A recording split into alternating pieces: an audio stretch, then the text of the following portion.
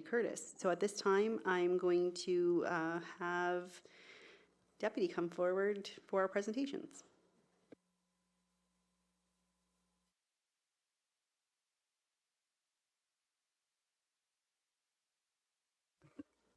Good evening, everyone. So just a brief explanation on these medals. So the Fire Service Exemplary Medal honors members of a recognized Canadian fire service who have completed 20 years of service, 10 years of which have been served in the performance of duties involving potential risks.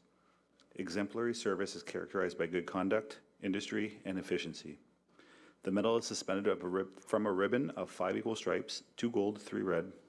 In addition, a bar bearing a stylized maple leaf may be awarded to a recipient of the medal for each additional 10 years of service.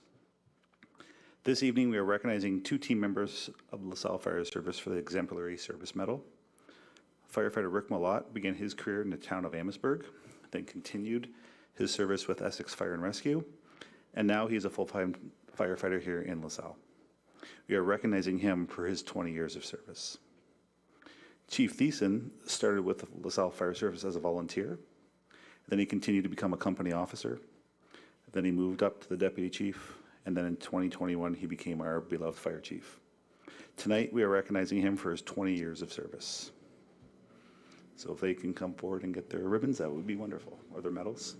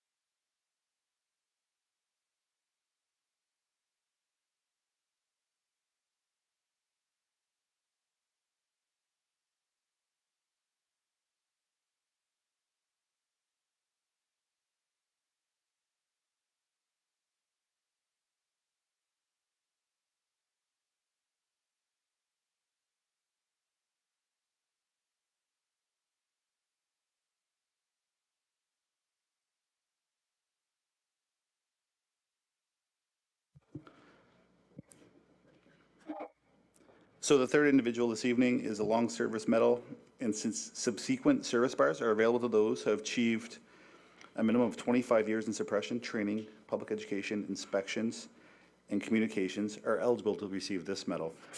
It's the Long Service Medal. It's an expression of public appreciation for the dedication of hard work of Ontario firefighters.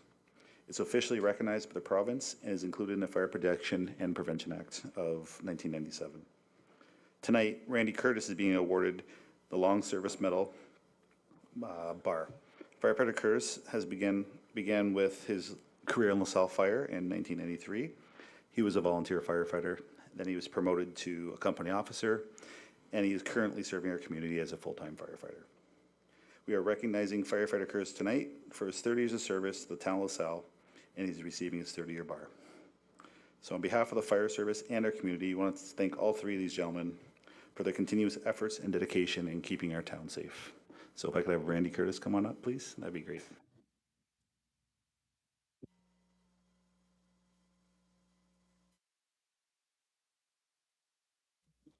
Following this award presentation, we're going to take a quick 5-minute break so that we can get photos with everyone who was able to attend this evening.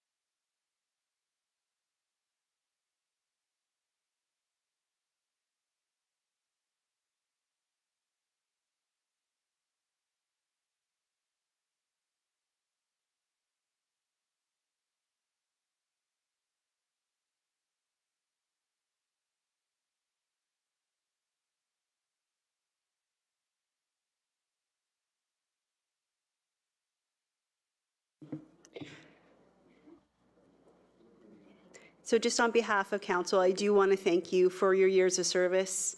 It is always an honor to be able to do the medal presentations and to be able to have so many people to attend. It's really heartwarming. So thank you again and congratulations.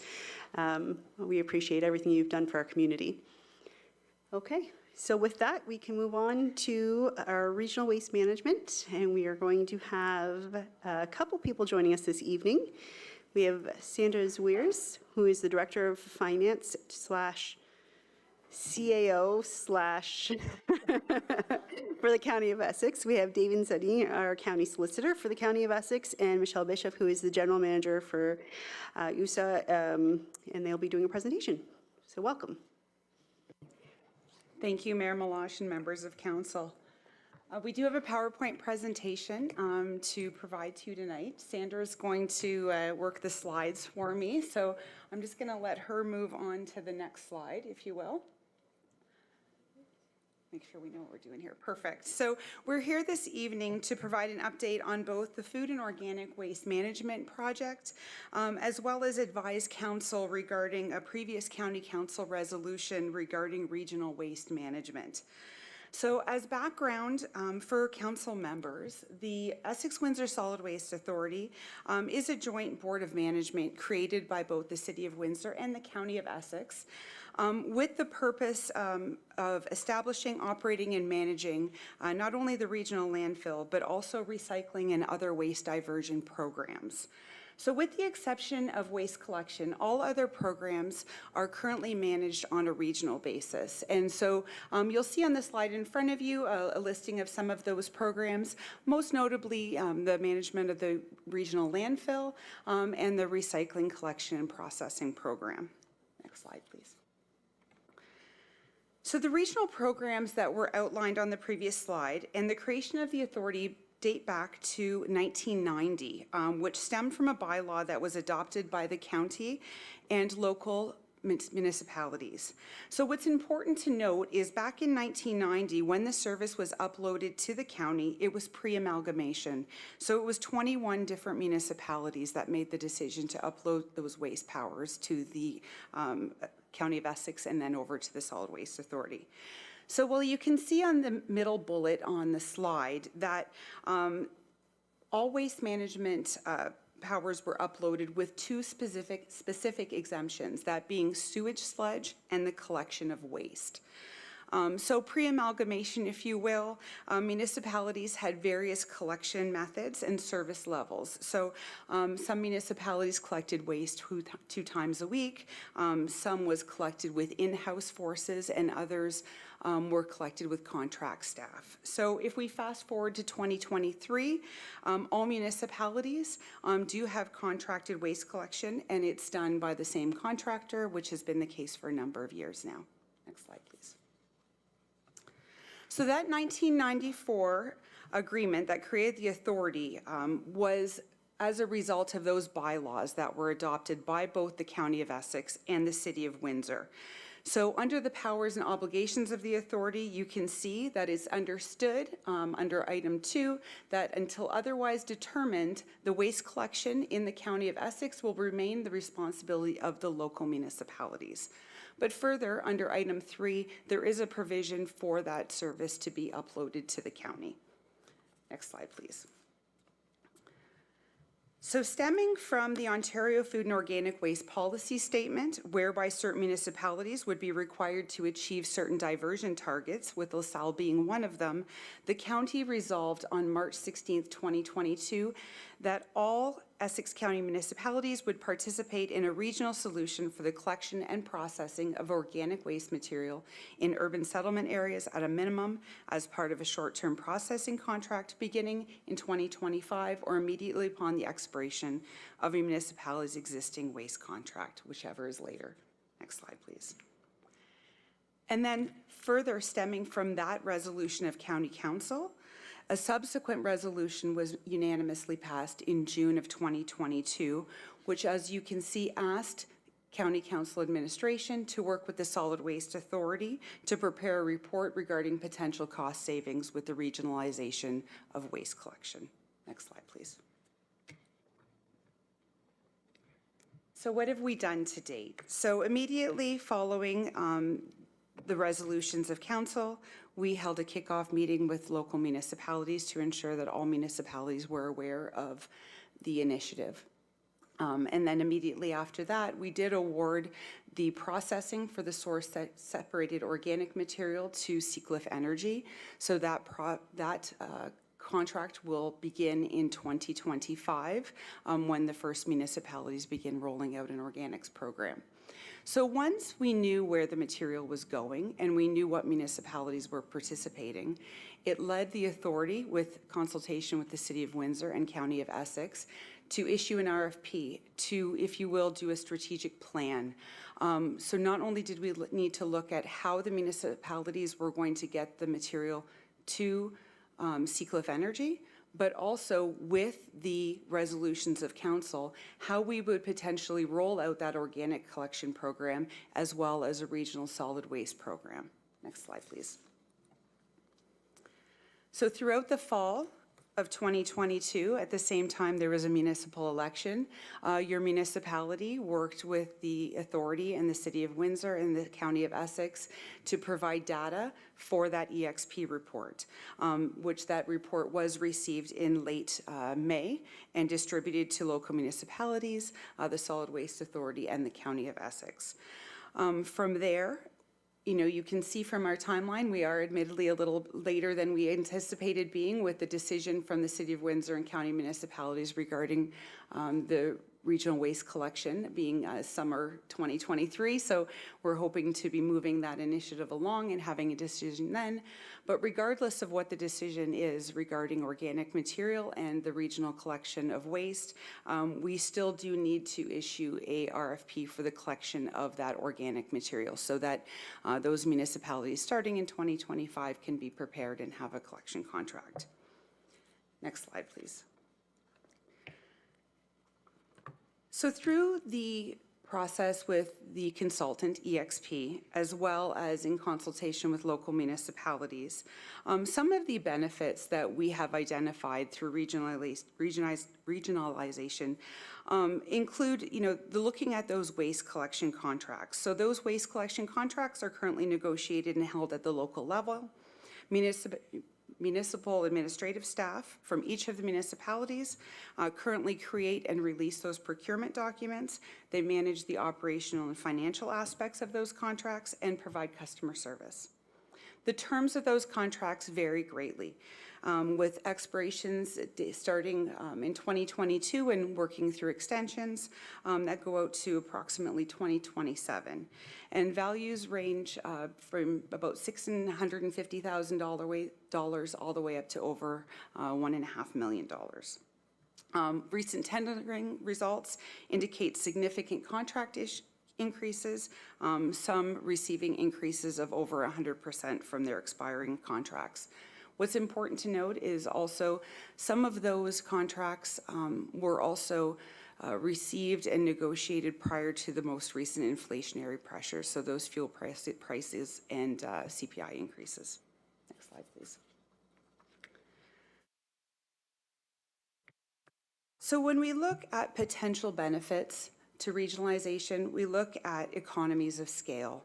So while we cannot predict what the financial impact will be, particularly in these uncertain inflationary times, as the waste sector and many sectors are still experiencing supply chain issues, in the case of waste collection, the acquiring of collection vehicles is still significantly challenged, and also getting replacement parts for those vehicles. What we do acknowledge that procuring for a larger amount of tons will most certainly drive competition in the market versus that individual procurement. So if you will, the potential to procure for a 50,000 ton contract versus local municipalities procuring for 5, 7, 11,000 tons, it doesn't allow for a lot of competition in the marketplace. So those smaller contracts, it becomes a challenge for other collectors to regionalize and mobilize in the area due to the cost and the significant capital investment, if you will, to acquire land, to set up a maintenance depot and administration office inside the area. So with the larger volume, the hopes that it would attract more competition, and for those contractors that are currently in the area, we would hope that those contractors would provide better, more competitive pricing due to the competition. Additionally, we would be procuring for the collection of food and organic waste, so then that again leads for a larger procurement. And then finally, with the potential to remove some of those specific boundaries, it will allow the contractor to, if you will, optimize routes and do a better job of their logistics process. Next slide, please. So other benefits of regionalization would be the standardization of service levels. So the EXP report strongly recommended the standardization of service levels. So with a regional implementation and a regional approach to waste collection, as well as all waste management, it does provide the opportunity to standardize those service levels. So what that does is it provides the opportunity to increase the correct participation in the various programs, as well as, potentially reduce that contamination in the other programs. So with that, there's the opportunity to look at frequency of collection, so whether that be weekly collection or biweekly collection, weekly collection limits, so bag tags, no limits, the timing of collection, and additional services. So some of the things the Municipal Working Group has been working through is initially looking at what those contracts look like. So we've been looking at your contract document with your service levels, and we have identified that for the most part, the 7 local municipalities have very similar service levels. So residents enjoy weekly garbage collection, they enjoy bulk good collection. In one case, they are limited to 2 items per collection week, but all residents do receive bulk collection, and they also have leaf and yard waste collection. What we have identified is a few little one-offs, if you will. So, I'm going to pick on LaSalle for an example. Their leaf and yard waste collection is actually on the lower end of some of the municipalities with, 16 set days within their contract, but that ability to negotiate a little bit more if weather permitting. So what we would be looking at as a group is looking at, what is that standard? Is that 17, 18, 19 service levels, and then potentially bringing those municipalities that are a little bit lower up to those standard service levels, but then also acknowledging some municipalities that have 30, 35 leaf and yard waste days. How are we going to deal with them? So this is the opportunity to provide that standardized service and identify how we'll deal with any outliers. It also gives us an opportunity to look at that timing of collection. So with the introduction of an organics program, residents in LaSalle will be setting out their blue box, they'll be setting out their leaf and yard waste, they'll be setting out their traditional waste, as well as having a new weekly service for organic material. So with regionalization, it provides that opportunity to perhaps try to better that resident experience, whether that be looking at co-collection or by asking the contractor as part of their contract to collect traditional waste and organics on that same day. And thereby allowing the residents not to have to, if you will, go to that calendar every week of what goes out this week. So it allows that, and obviously it allows for, it's no secret that many regions that have implemented an organics program have looked at their frequency of garbage collection and implemented that best practice of every other week garbage collection. So it does allow for potentially a standardized service throughout the entire region if we were looking at any sort of changes to service provision in a municipality. So it wouldn't be, one side of the street gets one service and the other side of the street gets another service. And with that, it allows us to incentivize those greener household practices. So linking that frequency of collection to organics, leveraging the Solid Waste Authority's education and promotion, and really then having that harmonized communication to all the residents. And then that ability to track those statistics and drive engagement. So all of those considerations naturally lead to both environmental and financial benefits for the region, whether that be value for dollar through procurement, reduced greenhouse gas emissions due to optimized routing, the protection of that very critical landfill capacity, better participation through public consultation, and then obviously at the end, achieving those diversion targets that have been set forth by the province. Next slide, please. So how do we get there? It's critical to note that in order to move forward, an initiative such as this will require significant municipal involvement and involvement of administration of all local municipalities. So upon receipt of the EXP report, we did forward all municipalities the report and asked for a individual to be, if you will, assigned the task of participating on a municipal working group. So that municipal working group has been formed. There is representatives from all 7 county municipalities, the County of Essex, the Solid Waste Authority, as well as the City of Windsor. With the scope of that municipal working group to really look at the review of those recommendations that were included in that EXP report, of review and understanding of the local service levels and contract language with the goal of aligning those services, identification of potential solutions to those service gaps, as well as looking at other Ontario jurisdictions, how they operate in those funding models. And then identification of an appropriate funding model, and then to the ultimate development of an RFP.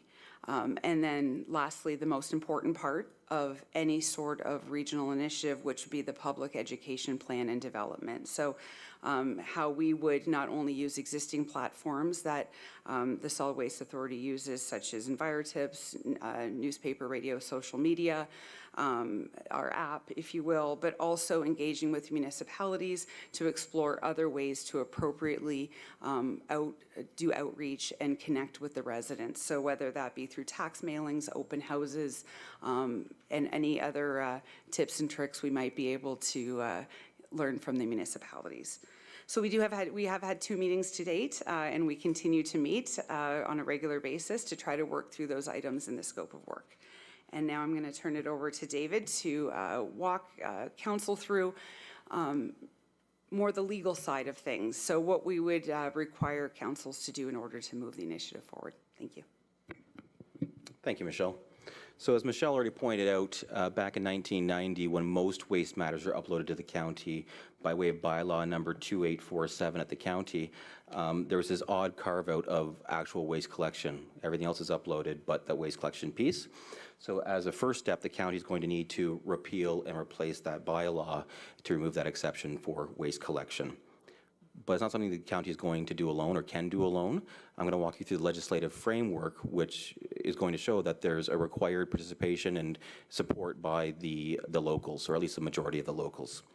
And so next slide, we'll look at section 189 together. And so section 189 provides that a service can only be uploaded by way of a bylaw. And so the county in May of this year circulated a draft bylaw to all the locals to review and consider and provide comment on, with the intention being that at its August meeting, the county will consider and hopefully vote on that bylaw at that time. So next slide. 189 sub 2 provides what we've taken to calling the triple majority.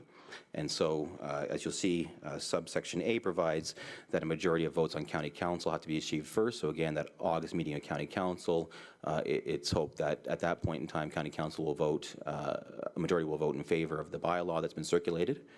The next step would then be for the locals to pass a resolution in support of that county bylaw. And that will require at least 4 of the 7.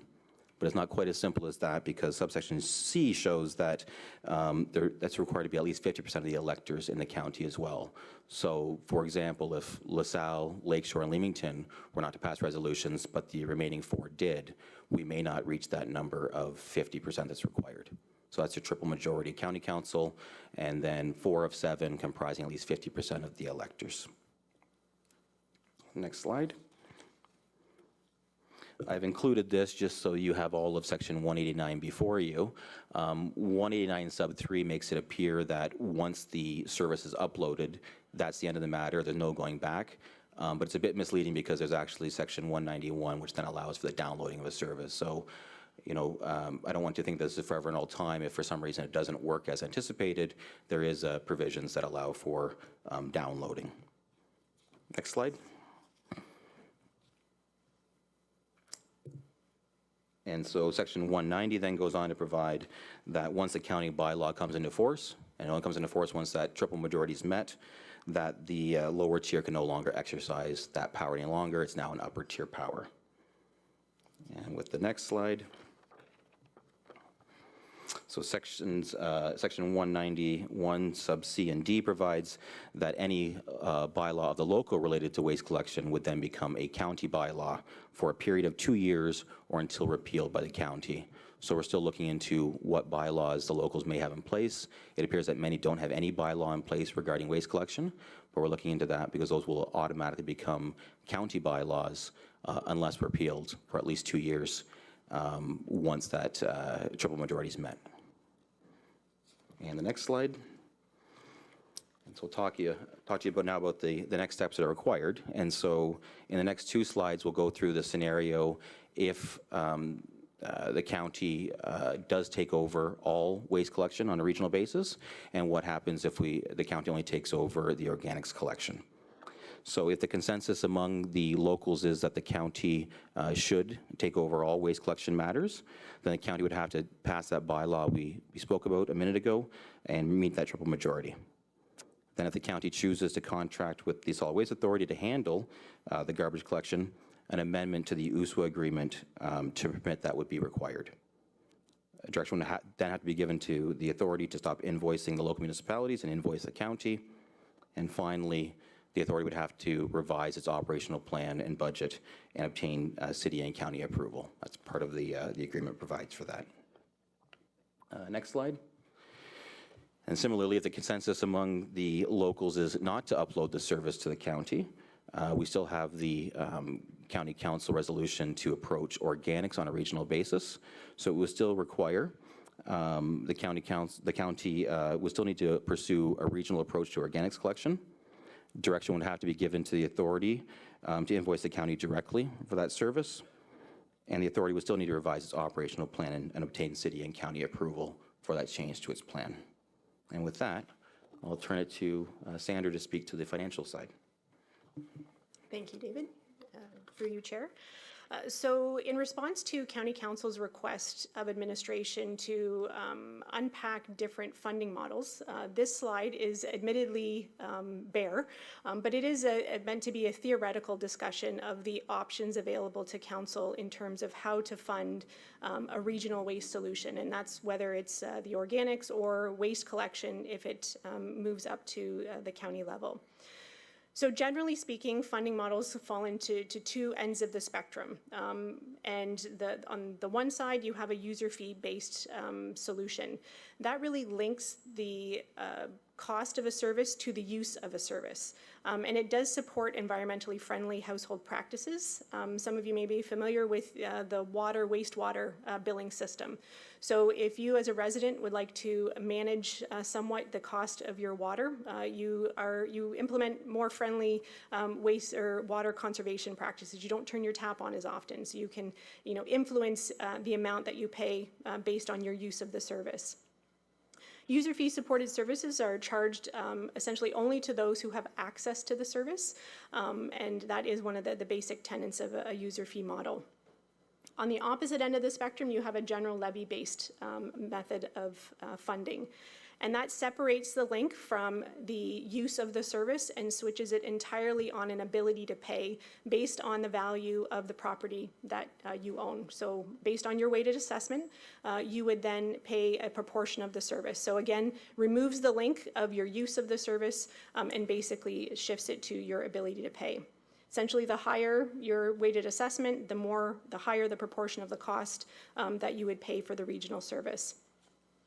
General levy supported services are generally accessible to all, whether you use them or not.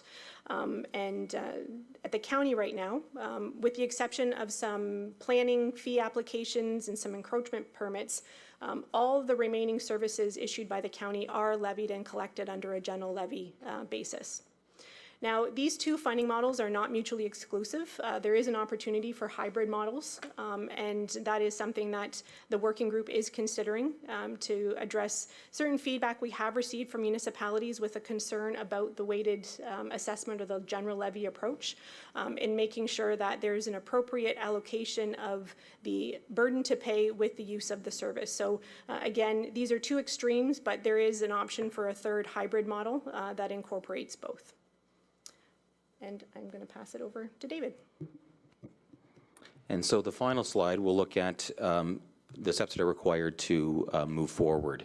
And so this is slightly outdated, so I apologize. So we were to report, we presented to County Council on April 19th. At that time, we were given direction to do certain things. One was the County Council decided to reconfirm its commitment to a regional approach, and then directed County Administration to report back at a future meeting of County Council with any further feedback received from the locals and the necessary bylaw to upload the collection of waste to the county. So we did that at the July meeting initially, just to report back. We're going to return to the August meeting with a further update on our meeting with LaSalle and with Lakeshore, and then hopefully at that point in time consider the bylaw, which again was circulated by email to all locals in May of this year. We're looking to identify any additional information required, have the individual meetings such as the one tonight, and then once the county bylaw passes, discuss with the locals the timing of their own reports to the local councils so that we can get the necessary resolutions in place to attempt to reach that triple majority to then upload the service. And so with that, we're happy to answer any questions you might have. Thank you very much for the presentation. Members of council, do you have any questions or comments regarding the presentation? Councillor Reno? Thank you, Your Worship, through you. You know, one of the things that people in LaSalle seem to value more than anything are trails and our garbage collection. And it seems like that service level is something we figured out over time. Admittedly, our costs have also gone up quite substantially in the last couple of years. What I'm wondering is, once this moves forward, will there be any chance of increasing a service level from what you figure the standard should be right across the county? Would there be a chance for LaSalle to buy into maybe more white goods or maybe something more that our people expect, or would it just be a one-size-fits-all solution? Through you, Mayor Meloche. Certainly, the opportunity to explore increased diversion programs is certainly welcomed by the authority. We currently, as I noted, looking at some of the leaf and yard waste collection programs. We've identified some municipalities are having a little bit less service than others. We'd always be open through the working group to look at increasing municipalities to get to that service level. So whether that be increasing LaSalle from 16 to 18, or simply saying that residents will receive leaf and yard waste every other week from April until November, something of that nature, looking at standardizing services such as that. With the introduction of the organics program, it is a very exciting time because that is a new weekly service that will be afforded to all the residents, hopefully in the region. And so that will allow residents to get another service and increase their opportunity for diversion. And that would be something that we would certainly be promoting throughout the entire region. So definitely increasing those services. Recycling is a little bit of a different one because it's going to be taken over by the producers in the future. So they are required to maintain that service. But with that, there will be the introduction of additional items in those blue boxes. So residents will be allowed to put more single-use items into those programs. And if you will, the entire province will have a standard level of service for Blue Box, where what you put in your Blue Box in Thunder Bay will be the same thing you can put in your Blue Box in LaSalle. So that will be increases in the service there and the items that the opportunities for residents to divert from landfill would have. Councillor Carrick? Thank you, Your Worship, through you. So I'm pretty sure the majority of us agree with the regional approach. I think that makes most sense. But at the same time, this isn't going to be cheap. It's going to be very expensive. So I'd like to hear from our administration if we can get some comments from them. Thank you, Councillor Carrick. Certainly, again, to echo Councillor Reno's comments, recently, I can't remember if it was a year or 18 months ago, we did go for tender for our garbage collection contract and received a substantial increase. I believe the town of Essex also had a very similar type of experience with their recent tender for garbage collection. So we are seeing that our costs are increasing exponentially while our service levels are staying pretty static, which is not necessarily a formula we like to have. So I think from that perspective, again, we are supportive of the regional approach when it comes to waste management. And I think there's a couple of tenets that we abide by here in LaSalle, and we've always tried to keep environmental stewardship at the forefront of a lot of our decision-making, and I think our current and previous strategic plan allows for us to view our decisions through an environmental lens. And so this is one, and people may not think of garbage as environmental, but again, garbage and waste reduction is. And certainly from that perspective, we have a role to play, not only in the convoluted triple majority painful nightmare that is the Municipal Act, but even just in terms of what we do. And so from that perspective, I think we have that obligation, if you will, as leaders within the organization. And some of that's going to mean some change. Some of that's going to mean that our residents are going to have to, our residents, along with most others in the region, are going to have to change a little bit and adapt to this new way of doing things over time. I would also say that while in our region, regional waste management is maybe new to us, in most other regions in Ontario, it is just matter of fact. And so we are somewhat breaking a couple eggs and making some omelets, but it has been done many times before and done successfully. I think from the financial perspective, specifically to your question, Councillor Carrick, I think we are at a point now that locally we have probably done everything we can do to limit our financial increases, save and except reduce the service level.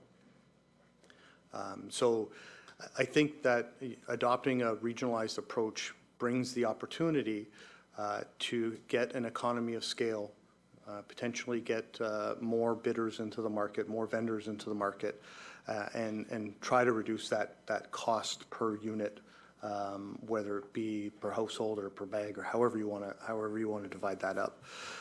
And so from that perspective, I think that opportunity comes forward as part of this approach. We've had lots of conversations, some spirited conversations with folks at the county and the Solid Waste Authority as well. And Mr. Langley sits on that user group that Ms. Bishop spoke of. So we've had lots of conversation. We've had lots of input into what's happening, and certainly provided the LaSalle opinion in terms of what we think what would work best for us. So realizing, and that this is something that I think LaSalle has to realize, and I think all municipalities have to realize, that with the triple majority and with this moving up to the county level, this will then become a county level service in which we have input into, should it all fall that way, but we don't ultimately control. Some would argue we don't ultimately control the price these days anyways, and so I think that there's a balance there that we have to undertake. So I think from that perspective, I think that, again, we're supportive of this approach. We are always cautious of the financial side of things. We are, and quite honestly, and the opinions that we've expressed is that we prefer the user rate-based method of cost allocation as opposed to the general levy basis that is the options.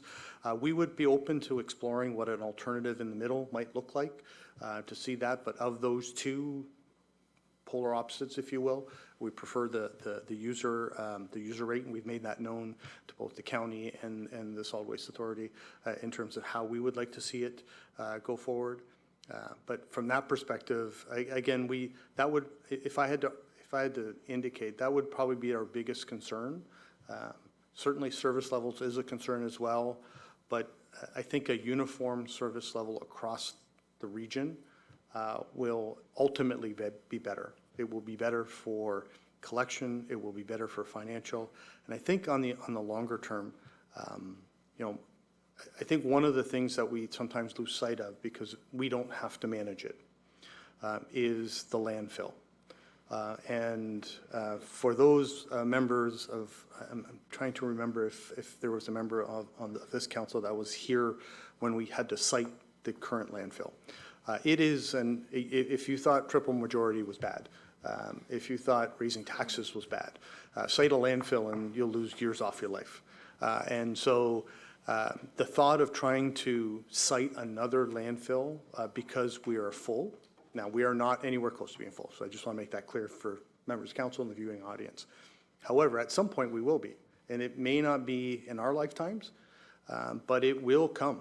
And so anything that we can do, and we would, I think in the past we've been pretty staunch through our representation on the Solid Waste Authority that we don't want outside garbage in our landfill. We realize that that comes at a higher cost, that we can drive more revenue by selling space in our landfill to folks outside of Windsor-Essex. But our opinion, again, previously from the representatives from the town of LaSalle, has been we don't want that. We want to extend the life for as long as we possibly can. And so that means things like limiting outside garbage, even though it costs us more, limiting outside garbage. It also means moving into a more robust organics program to limit the amount of garbage that goes into the landfill. And that goes under that environmental stewardship, but it also crosses over into that financial side because again, ultimately, we all will have to pay for a new landfill whenever that time comes. And that is not an easy task. It is a hugely controversial task in any area. And so from that perspective, I think those are the factors that we look at. And for all those reasons, again, if we can get some resolution, if you will, to the financial allocation model, all the other factors we think can fall into place. There's some work to be done. Yep, there's just effort to be done. But I don't see those as insurmountable. I think that the financial one is something that is near and dear to our heart that we'd like to keep front and center. But overall, that's where our opinion lies. I don't think he missed anything in that. Okay. Councillor Burns? Yeah, I was here when they did have the landfill, and it took 15 years or so to make it. Very short-sighted on a 50-year site. Very short-sighted. Should have been a 100-year site. But we couldn't get our other partners in the county to go there. When you say regional, explain that to me, because you're talking county and you're talking regional. Is the City of Windsor going to be our partner in this, or is this just going to be the county, which in one sense is regional, but it's really not regional? So you didn't explain that.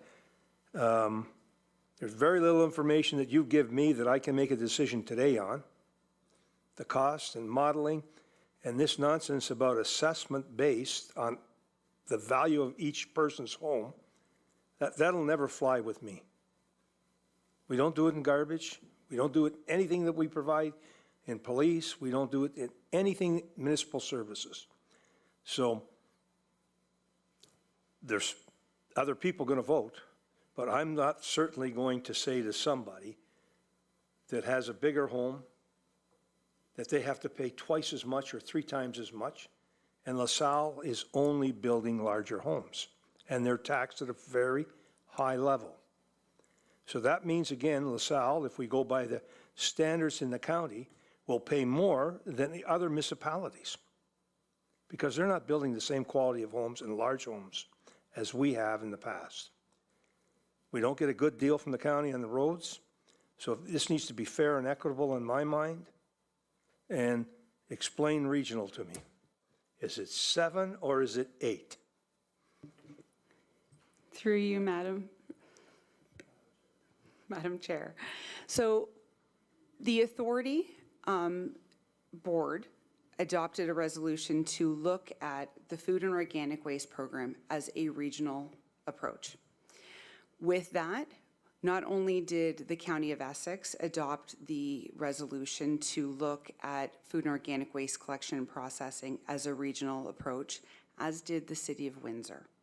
So from there, both the City of Windsor and the County of Essex, through their municipalities and the authority board, the procurement of the processing of the short-term contract for processing of source separated organics is that it is a regional approach to the processing of the material from all 8 municipalities. Further, as part of the EXP report, looking at the logistics of how that material is then transferred. Again, that is a regional approach because the authority, through its current operations, is responsible for the management of the movement of all waste in the area. So while the municipality of LaSalle, while they collect their waste, they have the benefit of going directly to the regional landfill, while other municipalities transfer that material. So that, again, is a regional approach. So where we are in the discussions right now is as it relates to the regional approach to the collection of the organic material as well as the traditional waste. So the City of Windsor is on this municipal working group, and they have representatives on this municipal working group.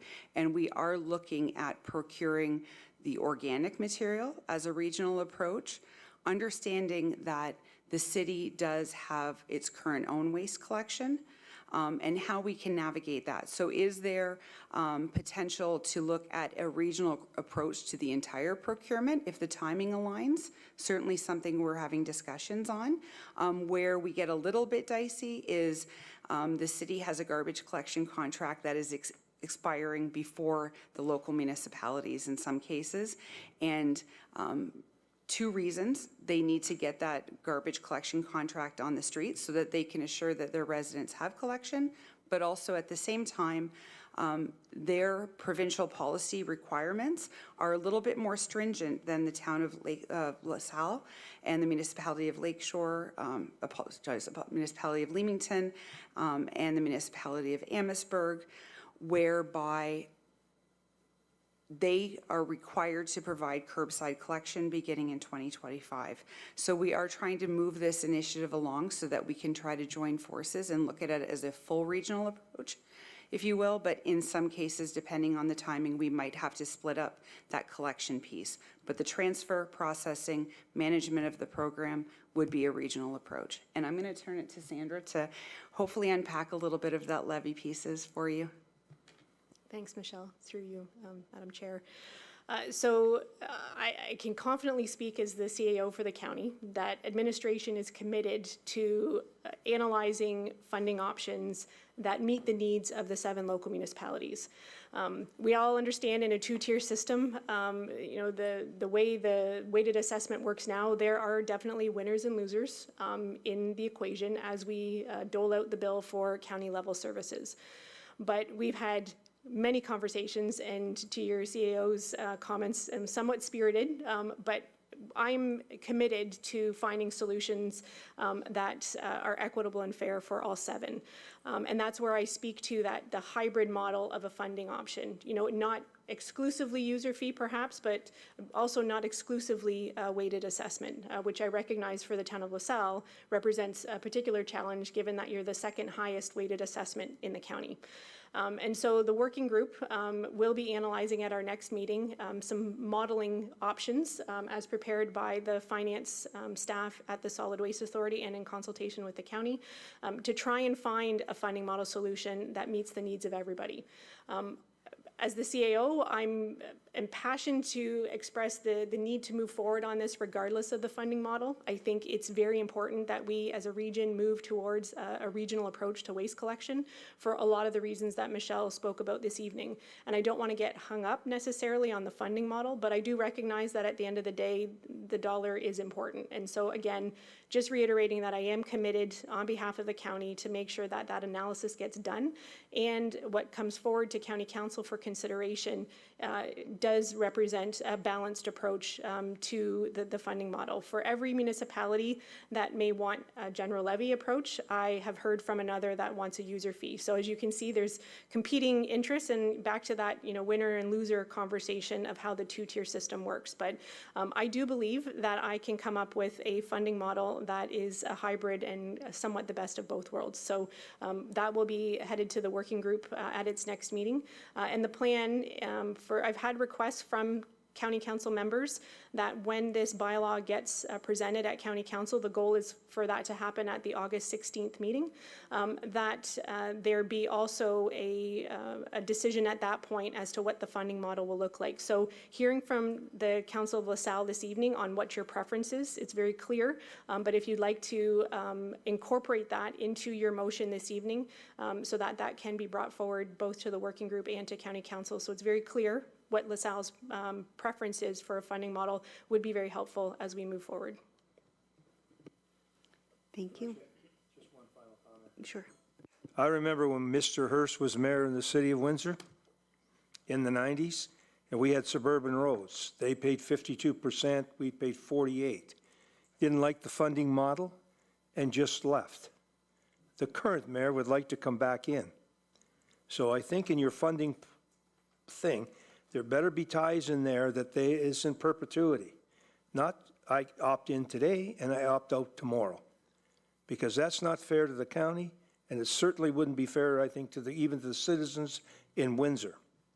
Because what we're trying to produce is a product that is equitable for all. So I think that that's an important thing in from my point of view anyways, because they opt out, now they want to opt in. And of course, it's too late because now we're 52 and they're 48 or something like that, or 50-50. That's all I have to say. Thank you for the presentation. Well done. Okay. Councilor Reno. Thank you, Your Worship. I like the idea that there's the option for a hybrid funding model, because as much as we want to, say our houses are so expensive and built so well, which is true, they're also very close together. So when we look at a general, dividing by number of houses, our people that are close together are going to end up paying for the people in the county that are far, far apart. So, I mean, there's going to be advantages and disadvantages to both sides. And I think a hybrid model may be in our best interest if that can be presented equitably. So I appreciate the fact that you're willing to dig a little deeper and to work a little harder than to just come up with an A or B solution. And I would make a motion that we receive this report, I think, this presentation, and that we look forward to your funding analysis before we make any decision. Any other questions or comments? Oh, do I have to do something for motion first?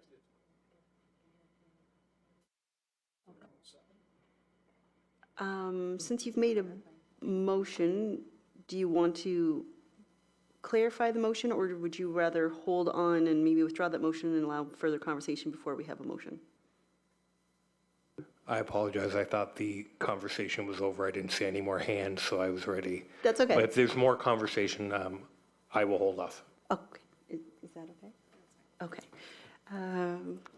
Councillor Charlie, do you have anything to add? Thank you, through you. I agree with my colleagues in that I would prefer to see a hybrid type of costing, if you will. I think that sometimes LaSalle has come out on the short end of the stick when it comes to the county funding, and I would prefer that we not have that happen again.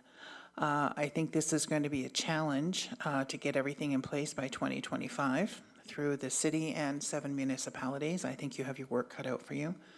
But I do think it is something that we have to get on board with. The rest of the province is already there with all kinds of production. And I just think that we need to move forward, but I think we need to do it in a financially responsible manner. Thank you. And, Councillor Kirk, did you want to add to that? Thank you. Yeah, thank you, Your Worship. So I definitely agree with everything that's said, and former member of County Council and alternate, that we are pretty heavily weighted, and we get that, and we're not opposed to helping out the neighbors as best we can. But at the same time, we have to look after our own municipality as best we can too.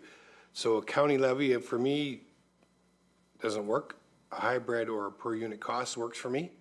And I think that's where we need to draw the line, at least for as far as we're concerned, and we're only one vote out of 7, but that's where we're coming from. So that's how I feel, and I think that I would be willing to move that forward at the future time if Mr. Reynolds is acceptable down the road. Okay. Any other comments? For myself, I mean, I've made it clear at county how I believe the town of LaSalle feels, and I do appreciate you saying that you're hoping to have a funding model in place by that August meeting, because I think that's a really big part of how we vote and how we decide going forward. I realize that we may not have the service delivery model in place at that point, but at least we have a general idea of what we're looking for, and we just want to make sure that we're maintaining the service for the residents of the town of LaSalle to what they currently expect. I do realize that does mean eventually, maybe over the years, there will be some changes in how maybe it is every other week waste pickup. Maybe it might be clear bags. There are some changes that you've discussed, and I understand all of those. I understand that, you know, we need to kind of, let's say, get with the times, I guess is the best way to say it. So, you know, we are behind, and there are things that we need to do to improve in Windsor-Essex in general. I think the biggest holdup for us at the town of LaSalle is that costing model and what's going to be presented. Everyone says fair and equitable, and we use that quite often at the county level. And I realize that everything at the county has been weighted assessment, which does leave LaSalle kind of on the raw end of the deal quite often. So it is something that I'm very passionate about, and I think it's extremely important that we find a finance model that is fair to the residents of the town of LaSalle. I don't feel like the residents in LaSalle should be paying for garbage pickup in the other municipalities. So I just want to make sure that that part is clear, so that when we have the discussion in August, I'm not surprising anybody. With that being said, Deputy Mayor, I'll leave it over to you. Thank you, Your Worship. Through you, to your point and to what Mr. Militia said, if it's appropriate, I would suggest that we receive, support, and move as the per capita funding model. And I realize that hybrid may come, but just based on what we've heard here, it's a starting point. It's a point that, as you said, that our residents can understand the position that we're taking for our municipality. And if the folks here are able to come up with a hybrid model, and I'm going to make an assumption here through Your Worship that it would be obviously discussed at the county level, and it would come back, we get to see it. But if we say that we would like a per capita basis, if I can use that term, as opposed to the levy, and you come up with a hybrid, that might be something that we can find that middle ground to get it forward. So at this point, Your Worship, I'd make a motion that we receive, acknowledge we want to move forward with it, but that our position is a per capita basis for us, knowing that a hybrid model may be forthcoming. Thank you. Okay, is that clear? I think I was clear. You're good? Okay. So we have a mover and we have a seconder. All in favor of the motion put forward? And that is carried. Thank you very much for the presentation. I appreciate you coming to LaSalle and sharing all of that with everyone here. So you guys have a wonderful evening. Thank you for having us. Appreciate your time. Okay, so we have no public meetings or hearings, so we're going to move to H, reports and correspondence, which is number 1, Michigan and Maple intersection. And we'll turn that over to the Manager of Engineering, Mr. Capucci. Through you, Madam Mayor. So this report in front of you is to support the stop sign switch at the Maple and Michigan intersection. The report goes into detail regarding the rationale and the technical merit behind the switch, and I'll go through that briefly now with everyone. So how did it start? How we got here was there was a request from a resident to have a 4-way stop at Michigan and Maple. All our 4-way stops within the town of LaSalle we used OTM Book 5. So they have a policy in place, which is has all the technical merits, and they keep that policy. So we use that, and all of our 4-way stop analysis are based off that warrant. And the reason why we do that is so that it's consistent throughout the town, it's consistent throughout the province for those that are using it, and it's to ensure that 4-way stops are used to control the intersection, to provide gaps, and contrary to popular belief, it's not to address any speeding concerns. So when we got the 4-way request, we put out the tubes, and we got traffic counts within the last week of October in 2022. And we received that information, and the OTM Book 5 uses 3 major categories: volumes, accidents, and sight lines. And it's unsurprising this intersection failed all those criteria. So the volumes, there weren't enough traffic volumes. There wasn't enough accidents, which is a good thing. And the sight lines are good. So when you're at that intersection, you can see while you're at that intersection. So it failed the analysis, which isn't a bad thing. So 4-way stop wasn't recommended. Now, the next step that happened after that is when we looked at the results and the intersection, it was apparent that this was an old intersection, and that stop sign on Maple probably should have changed within the last 20 years when all those developments from Beaumier expanded. So we have Fields, Geniac, International, Sunnyside, and Gary. So when that stop sign went in, all those intersections weren't there. Michigan was a local road. Now it's a collector road. Now you have a bus route on that route. And so it likely should have switched a lot sooner. And at this time, we figured it'd be better late than never to switch that intersection. The volumes also speak to the, well, it's kind of confusing. The Michigan has 1,000 vehicles a day, where Maple only has about 400 vehicles a day. So we're stopping the majority of the traffic at this intersection currently. And typically on a collector, you're stopping the residential streets so that they can have a safe gap to make their throughs or lefts. And so at this time, we're recommending having the stop signs on Maple and having the through lanes on Michigan, and I can answer any questions. Thank you very much. Members of council, do you have any questions or comments? Councilor Reno. Yeah, thank you. You mentioned that there are 400 cars using Maple Street, and I noticed in the report there was like a 70-30 split. How many cars, and I understand it's a small window in time, but I'm hoping it's during the school year. How many cars are using Michigan, and how many buses, how many vehicles? So there's 1,000 vehicles using Michigan. 30,000 vehicles versus 400? 1,000 vehicles are on Michigan. Okay. Both directions, and then 400 on Maple. Okay, thank you. Yep. I was like,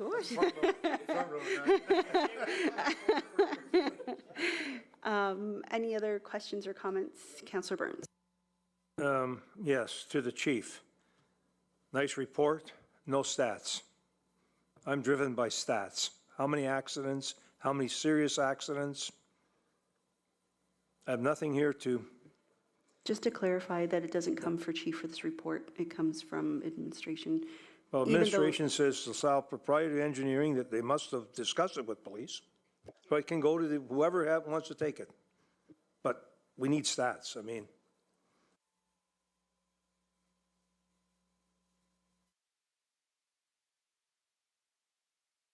Hold on, I'm looking it up right now. If there's another question, or. Yep. Yeah. Well, maybe Chief, if you, I don't know if there's any comments you want to add regarding that intersection. If not, that's okay as well. I just figured give him a second to discuss it.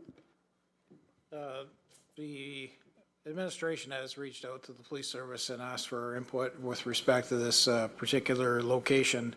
And we looked at what the requirements are under this warrant or this process that Mr. Capucci speaks of.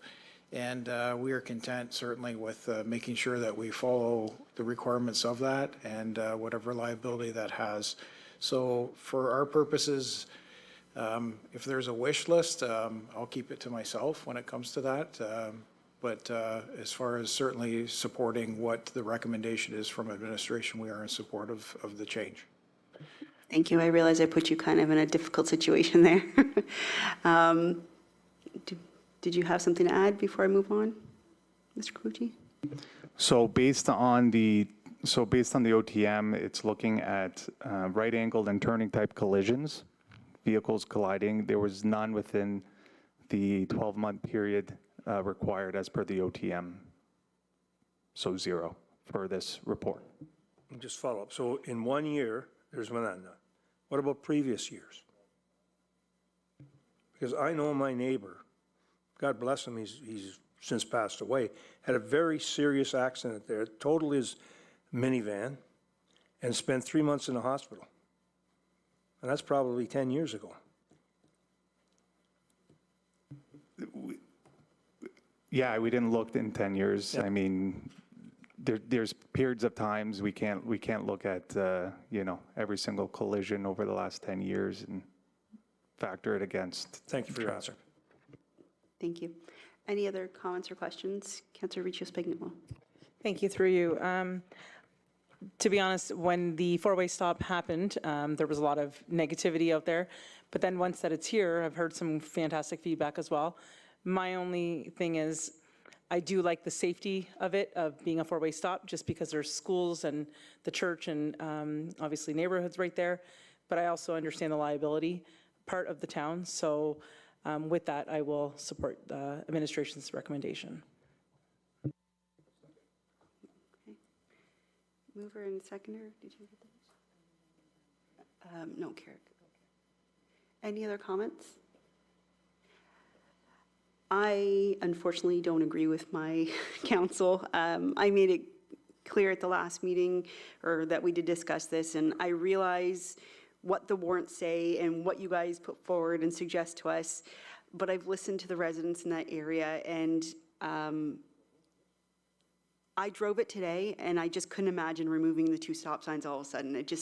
I couldn't wrap my brain around it. I tried, I really did, but I would rather it stay a 4-way stop, because in my opinion, that just hopefully is another barrier, another way of prohibiting an accident. And I know it's not meant to slow down traffic, but I mean, we all have to be honest, the stop sign does slow down traffic, and it is a road that is traveled often. So personally, I won't be voting in favor of that, because I like the 4-way stop. And, you know, I did read the report, and I did read the part from legal, which said, what was the wording? The recommendation put forth by administration is one that most likely reduces the town's liability. So most likely to me meant, you know, either way, whether we leave it 4 or we make it 2, we are liable, and it's just whatever we decide as a council is the best thing to move forward with. And like I said, I do realize you guys have followed every procedure that you're supposed to, and I appreciate that. And I appreciate Chief's comments as well. I understand where you're coming from, and I'll allow council to vote, but I do not want to put it back to a 2-way or change it to a different 2-way. I don't know how to word it. I much more prefer the 4-way stop. So there is a motion on the floor. So it is a motion to support the recommendation that administration put forward this evening. All in favor of supporting that recommendation? Opposed? That fails. I will make a motion to leave the 4-way stops. Okay. Sorry, we have a motion by Councillor Burns, support by Councillor Desjardins. All in favor of leaving it the 4-way stop? And opposed? Can we speak to you before? Yep, go ahead. So thank you, Your Worship. Through that, so here's the problem. It doesn't meet the warrants, and I get everybody wants a 4-way stop because they all think it's better. But then if we're going to do this here, we're going to have to do it on every corner in the town that wants a 4-way stop that doesn't meet warrants. How are you going to say no? I mean, I want a 3-way stop. I want a 4-way stop wherever I can. So unless we take administration's advice through proven practice, and it does set us up for liability, because if something happens, we've already got a report saying that is less liability. So if something does happen, it's going to be more liability. So it really sets us up in a bad situation. So I will not support that at all. And those are my comments. Thank you. Yep. Councillor Regis Spagnolo. Through you, I ditto Councillor Carrick's comments. I really am for the 4-way at Maple and Michigan, and I've heard fantastic feedback about it as well.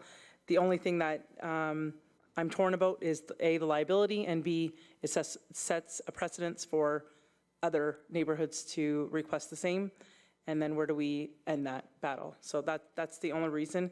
I mean, I live close by. I do like having the 4-way stop. it hasn't had any negative impact on myself and many other people that I know that take that road daily.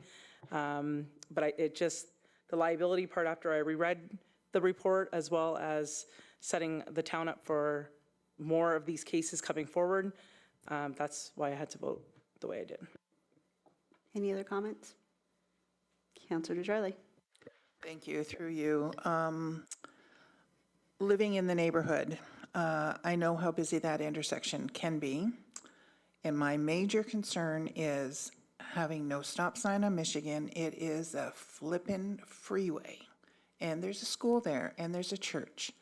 And I'm very concerned with traffic accidents. Once the school buses come back, I know, Michael, that you've given us some numbers about, traffic and how many cars go which way.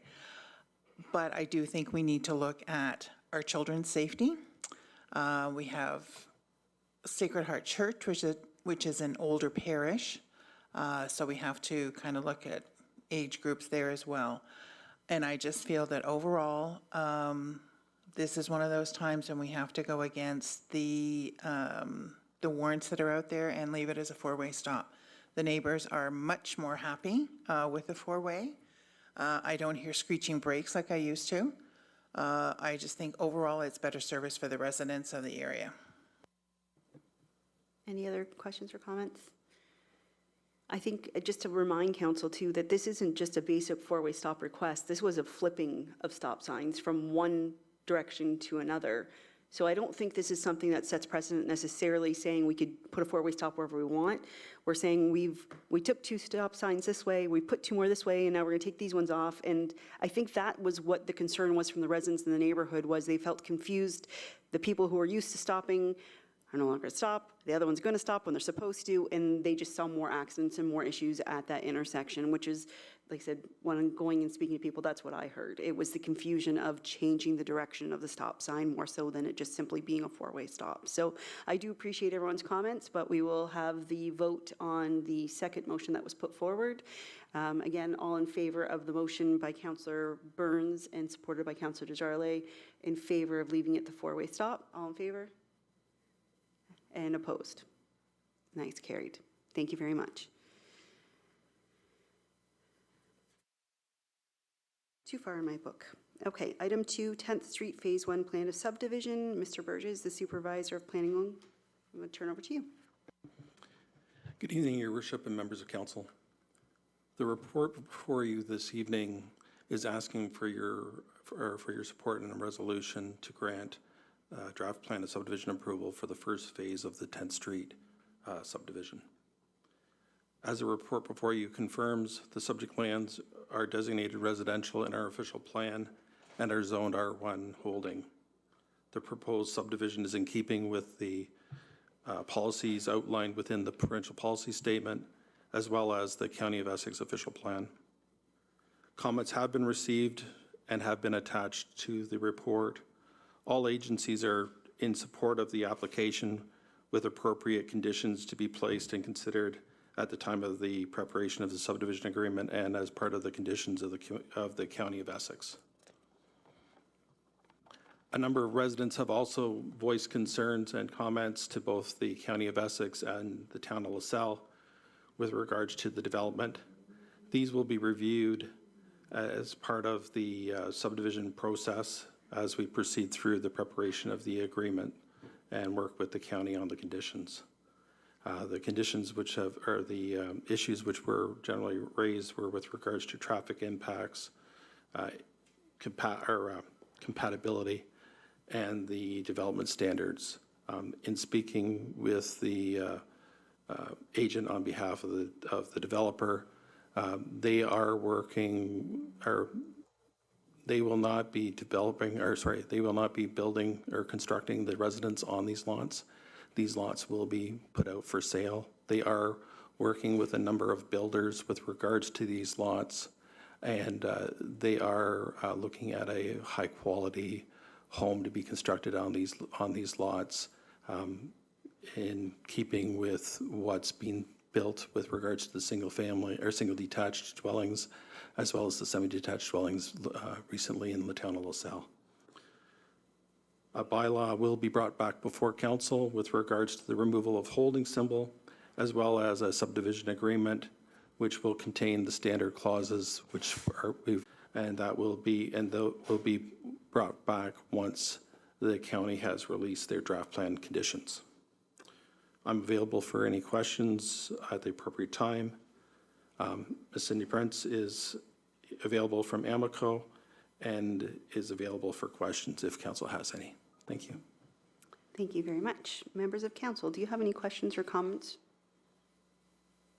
None? No? Okay. I think there were several attachments, I think 13 different ones for everyone to view and get hopefully any of their questions answered, and I think it's pretty straightforward.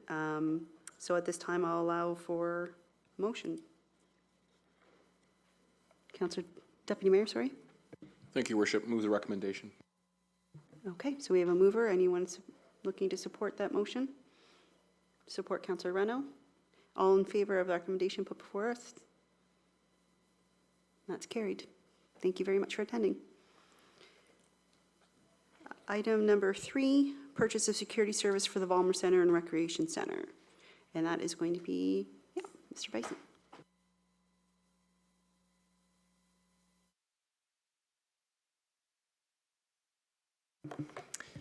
Good evening, Your Worship and members of council. The report before you is with regards to the purchase of security services at the Vollmer Recreation Center. In June 2023, a request for proposal was put out for security services at the Vollmer between September 2023 and March 2024. As the report states, we had 10 submissions to that RFP, and the bidder with highest points was Johnson Security Solutions. So the report is recommending that the contract be awarded to Johnson Security Solutions. And available questions. Thank you. Members of council, any questions or comments? There being none, Councillor Reno. Yeah, I'm just wondering if you might be able to comment on the activity down at the Vollmer. I mean, when we put this in place a little over a year ago, there was a lot of hooliganism, if we could make out a word now. I think that's Joe's word. How have things improved? How have things changed down at the Vollmer since we have originally brought these guys on? Thank you for that question, Councillor, through you, Your Worship. Certainly, it's gotten considerably better. When we initially put this out, as you stated, we were having a number of issues. In looking back in the data that we record through incident reports and so on, we had made 6 calls to police for service in the previous season. In this past season, there were none for service. So certainly, an improvement.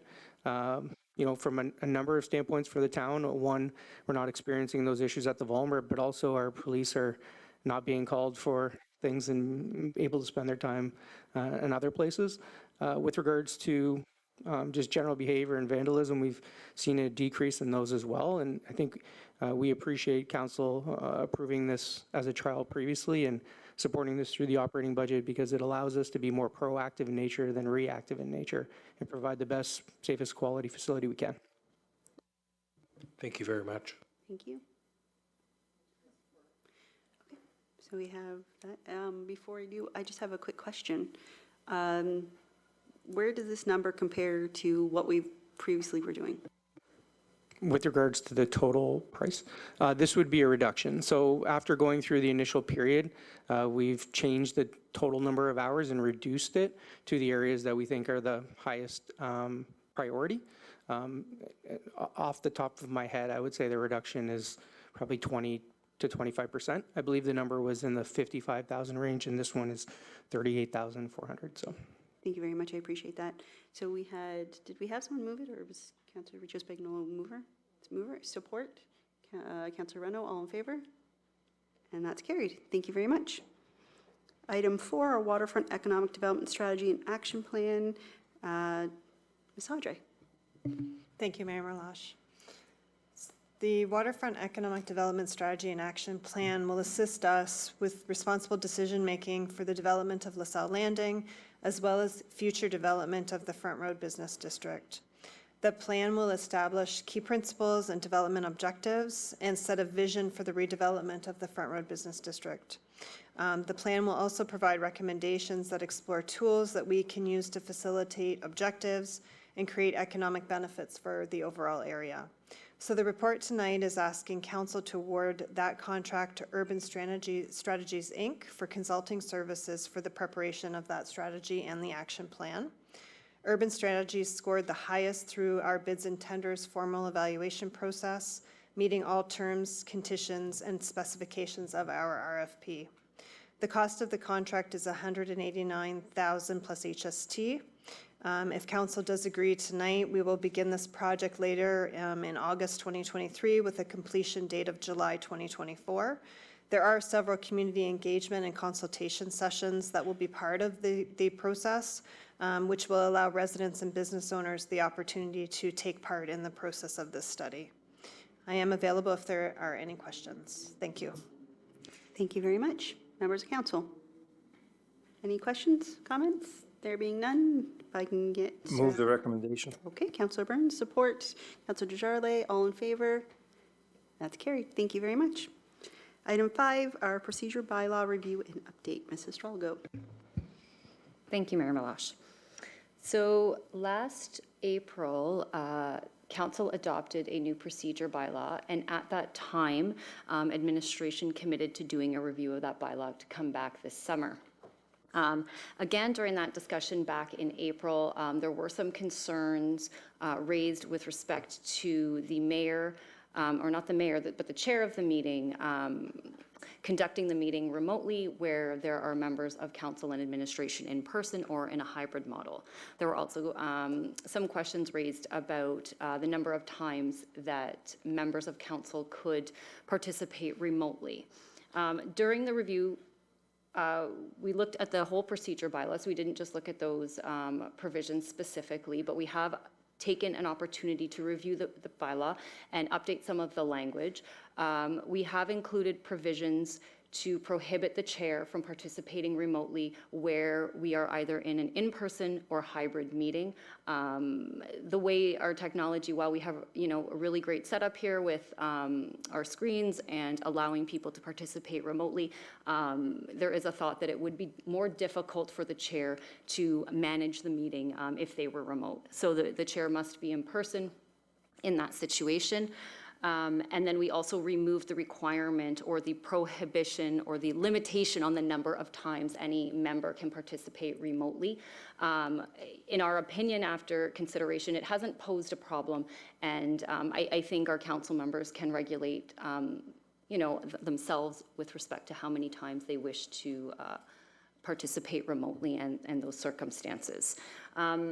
All the changes that have been introduced are listed in the report. I've tried to provide an explanation of those changes.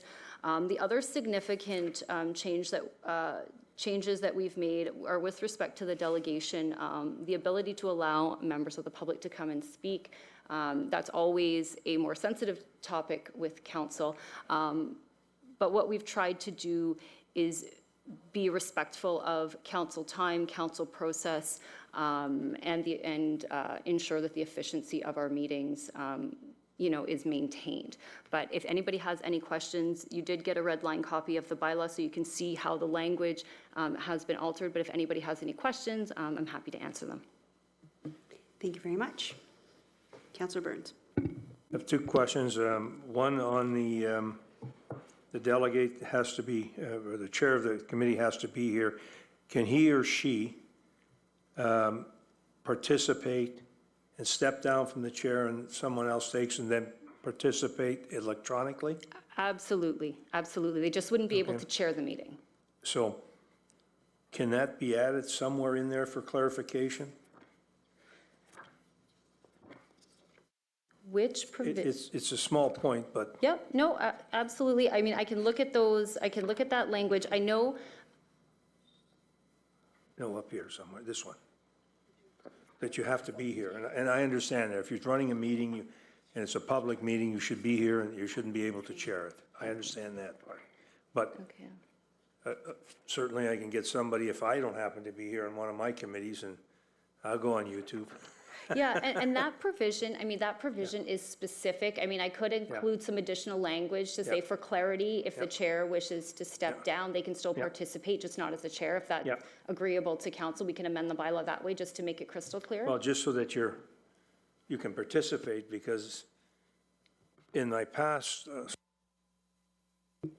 there's a very important water agreement to be signed with the city of Windsor, and I couldn't participate by phone or electronically, and I was in Whitehorse at a conference. I really kind of upset me because, you know, this was millions of dollars and 20 years later. So now we've accepted electronics, so the chair should be able to step down, and then the vice chair would take over and run the meeting, but still be able to participate, because we allow that at our meetings now with, at least we have an accessible handicap, I know for sure, right? And then the only other one I have is on the back page, which is paragraph, second one down, changes for the period of reconsideration from once every 12 months to once a term. I think I know what it says, and I have an opinion, but I'd rather have clarification, and I could be okay with it. Thank you. Okay, so with respect to the reconsideration, the thought there was, once council has made a decision, there is an opportunity for them to reconsider that. Originally, the bylaw said you could reconsider that once every 12 months. However, upon second thought of that provision, once council's made a decision, and if there is the opportunity to reconsider, council doesn't want to continue to reconsider a decision that they've continually reconsidered. Keep in mind, once council turns over, it's not a reconsideration under the bylaw anymore, because it's a new term of council.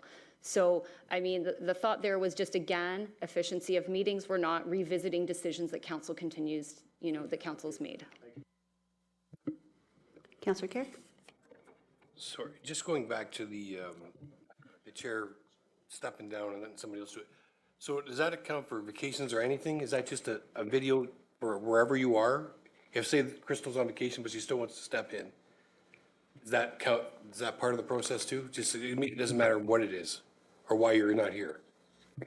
Yeah, yes, I mean, the point of not allowing the chair to participate remotely is because the thought is that it's going to be more difficult to administer the meeting, to see individuals in the audience that may wish to be recognized during a public meeting, to recognize administration that may have to speak. I'll confess, it's much easier for me, and I'm sure our CAO will agree, it's much easier for us to lean over and whisper in the chair's ear if there's something we need to communicate, rather than trying to frantically type a message, and then you're distracted. So yes, if you're on vacation and wish to participate, and you're the chair, whoever would be stepping in for you would be the one that would participate. Okay, so I think I spoke against this last time. The mayor is the mayor. And if the mayor can make a meeting, the mayor should be the chair. Oh, sorry. The mayor is the mayor. And if the mayor can make a meeting, the mayor should be the chair. So if it's a formal meeting and the mayor is available, then the mayor should be the chair. Stepping down or not stepping down, whether it's remotely or not, that's how I feel. I'll still support it overall, but at the same time, I don't like it. Sorry. Thank you for your comments. I think just to clarify on that, I know that was part of our discussion a year and a half ago, 2 years, I don't know, it was COVID, I lost time. And that was one of the things that we did go back and forth on, was the chair. And I wasn't the chair at the time, but I still felt strongly that the chair should be in the room, because if you look at the camera right now, I mean, yes, it's good quality, but I couldn't tell you anybody who's sitting in the front to be able to call them up. And I think it's just a little bit harder for us to be able to manage a meeting when we're not in the room with everyone else. And that's why I do agree with what was presented, because I do think it would help us run more efficient meetings. And I'd be okay personally if it were myself stepping down and giving it to someone else to allow them to run that meeting, but still allowing me to join that meeting in a different capacity. Splitting hairs, and I'm not arguing with you, but you are elected to be the boss. So the boss needs to be the chair, sorry. Just maybe 2 points for context. With respect to the chair running the meeting, if the meeting is entirely online or virtual, it becomes much easier to run. It's the hybrid nature of our situation, which makes it difficult to run, for the chair to run a meeting. So that's the first point. The second point, I just want to make sure that council is aware that, administration believes that council gets to take vacation too. And so. I've never got paid. And so should you choose to go on vacation, there is no obligation for you to be online and participate online. Should you wish to, you're more than welcome to. However, when, I just don't want members of council or those that potentially may be thinking about running for council that they don't get a vacation, or they, even on vacation, they must dial in, if dialing in is a thing anymore. So I just want to make that clear that provision is just to allow you to do it should you wish to. Just to clarify that, yes, as I'm current chair, I will be taking vacation and will not be signing in, because I'm pretty sure, even though I may really want to, there's something important on the agenda, I think my family would have something different to say, so. I appreciate it. Any other questions or comments regarding nothing? Okay. Councillor Renaud. I'll make a motion to approve the bylaw change. Okay, so we have a mover, we have support, Councillor Riccio Spagnolo, all in favor, and that carries. Thank you very much on that one there. And then item I is information items to be received, and there's 3 items for us to receive. Is there anything anyone wants to pull out and discuss separately? Councillor Renaud? I would just like to take this moment to thank Tano. I had a resident reach out through social media of wanting clarification of what a write-off really was, and although I felt I could almost answer the question, I asked him and I got a very thorough and complete answer, and I appreciate that very much, and the resident appreciated it very much as well. Thank you so much. Thank you. Anything else on the 3 items? Does anyone want to pull anything out? Otherwise, we'll vote on them as one item. Councillor Kerr? Support. And second, Councillor Renaud. All in favor? And that's carried. Bylaws, we have 4 bylaws. The only change would be under bylaw 8804, which is a bylaw to amend bylaw 8692, being a bylaw to govern the calling of and proceedings of council and committee meetings and the conduct of its members. The only thing we're going to do is add as amended, just to amend for the one request by Councillor Burns. Otherwise, the others are the same. So if I can get a first, second, third, and finally passed. Councillor Desjardins, Deputy Mayor Akapata, all in favor? That carries.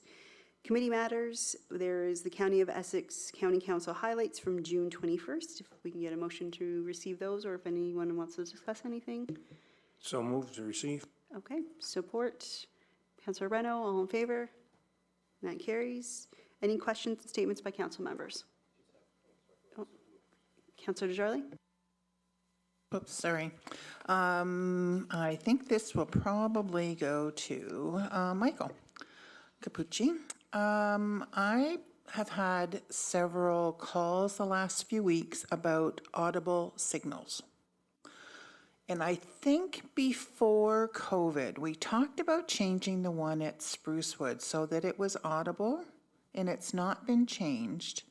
And that's one that's a particular issue because it's a very busy crossing. Is there a way, please, that you can put together some kind of a report about when those signals, what kind of an order the signal changes are to be? Thank you for the question, Councillor Desjardins. I do recall that question coming up, and we have checked that intersection for the audible signals and numerous times, and I believe they're there. It's just a matter of holding that button down long enough. Yeah, you have to hold the button for a couple seconds, and then you feel a little vibration and you hear a little chirp noise, and that triggers the audible sound for the crosswalk. So that it is, I believe if we were to walk out there now, that would be working if we went out to check that. Yep. Yeah, we'll double check just to make sure. But okay, do you still need a report on that?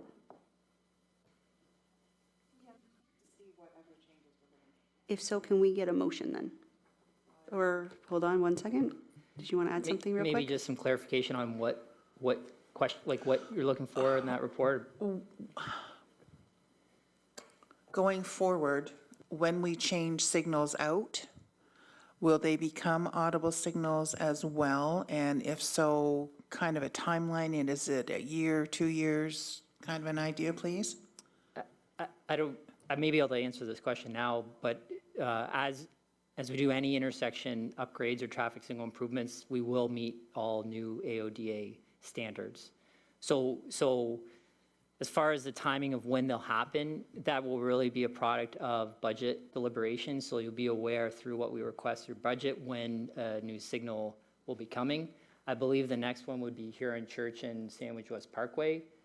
Whether that gets done this year or early next year, I think we're doing the engineering this year. So that would be the next one.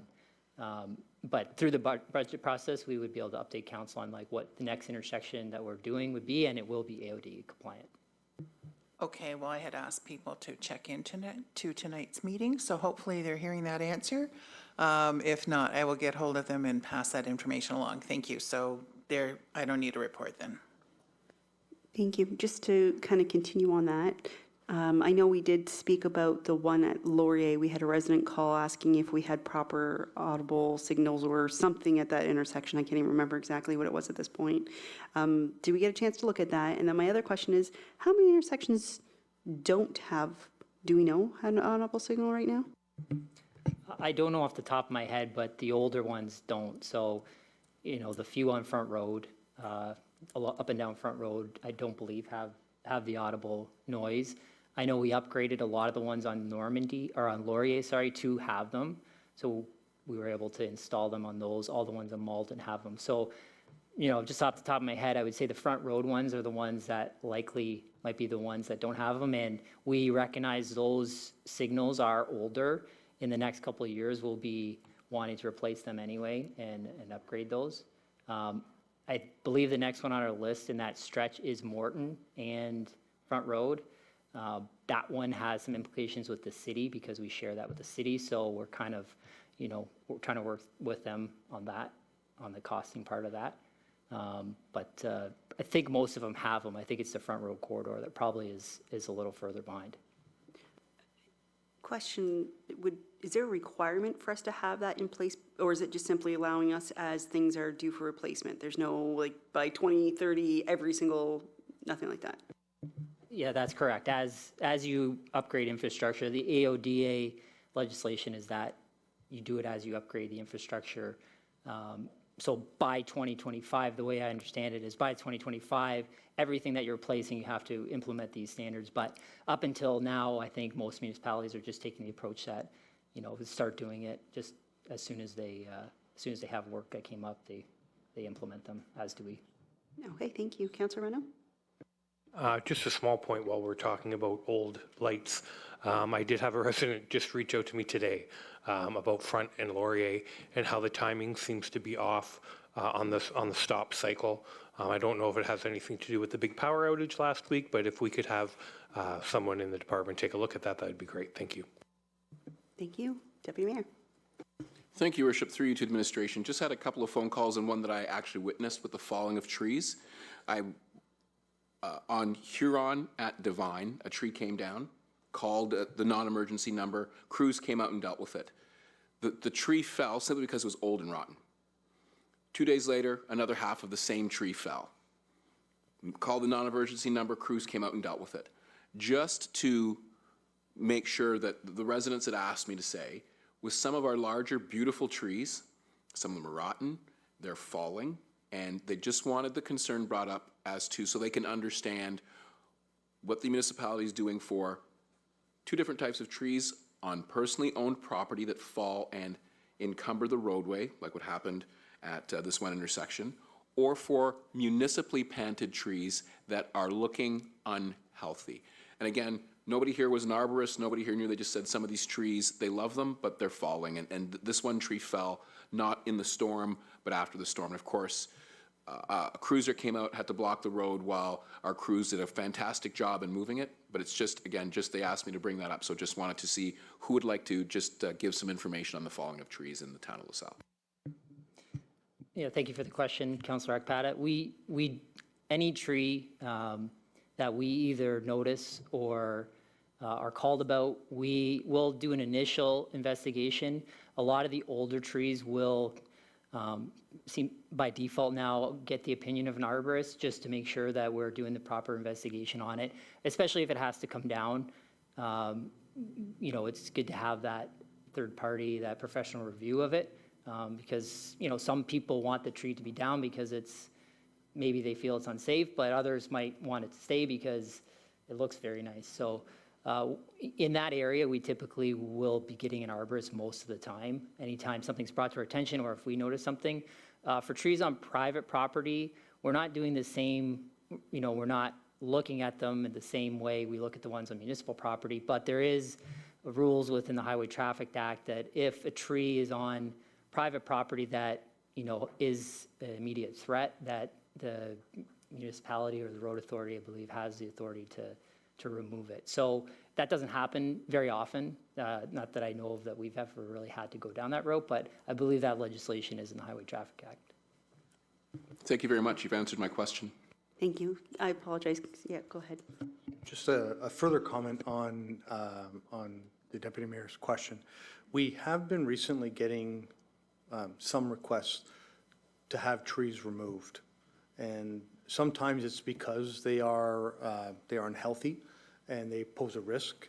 But unfortunately, other times it's because the residents don't particularly like the tree, the color of the tree, the leaves that fall, and all the things that are associated. So our policy is quite clear, is that we do not take down trees that are healthy. We will take down trees that are unhealthy or at safety risk, but I just want to make that clear that we do get some of those calls from time to time, and our policy is quite clear that we do not remove, it doesn't matter where it's at or anything. If it's a healthy tree, we do not remove it. So I just wanted to make that clear. Thank you. I apologize, Councillor Carrick. You did say you wanted to say something earlier and I missed you. Okay. Did you still have something? Well, yes, please, thank you. So I just want to say that I know sometimes we take things for granted, and we have great facilities here in the town of LaSalle. Over the years, it's been a pleasure going and helping get a lot of that constructed, as being a part of that, and it's very nice. So as I was walking to further my physical activities up the walkway to the Vollmer to go work out in the upstairs fitness center, I was walking with a gentleman, and he wasn't from LaSalle, and he's asked me questions about the Vollmer complex and when it was built and da-da-da-da. So finally, at the end of it all, he was going for a public swim. And we were talking, and I said, yeah, we're really proud of the facility, but I didn't tell him who I was or anything. And he said, well, you should be, because this is an excellent facility, and you should be very proud of it. So it's things that you'll kind of take for granted, but when you hear it from outside people, it's much appreciated. So again, we're doing the right things, and we got great facilities. So I just wanted to pass that on. That was a great positive story. Thank you. Councillor Burns. Go ahead. I'd like to say to the Chief Duncan, LaSalle Golf Tournament was excellent, well attended. I think you have two very worthy causes that you gave the money to as an association. And I can't complain. I won a watch. I won chocolates. I won chicken wings for a year. So it was very, very, very profitable day for a retiree.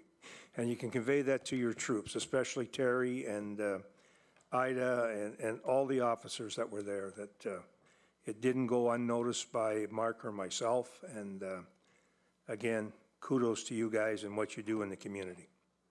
Thank you.